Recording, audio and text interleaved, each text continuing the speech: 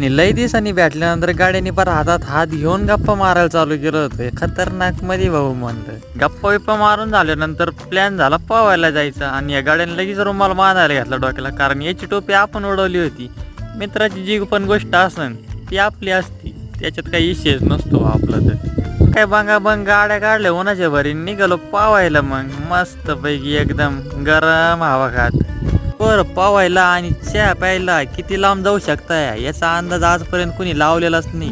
मग काय आलो होतो दुसऱ्या गावात पावायला, गाडी बिडी एकदम ओके मध्ये लावली आणि लगेच बुचकाळे घ्यायला चालू केले भाऊ. मस्त पैकी खतरनाक मध्ये. या भाऊला घरी गारमाटामुळे झोप नव्हती आली काय नव्हती, त्याच्यामुळे गाडीने डायरेक्ट पाण्यावरच झोप घेतली भाऊ. खतरनाक मध्ये सुभान राव दादा एका तांडा चालू होता, नुसत्या सुंबळी मध्ये नुसत्या सुळक्या घ्यायचं चालू होतं गाड्याचं. ज्याला घेऊन पावायला आला होतो तो गडी तर काय पावला नव्हता आपला, त्याला त्याच्या वयानुसार खेळ खेळवला आणि त्याचा नाद पूर्ण करून टाकला मस्त पैकी.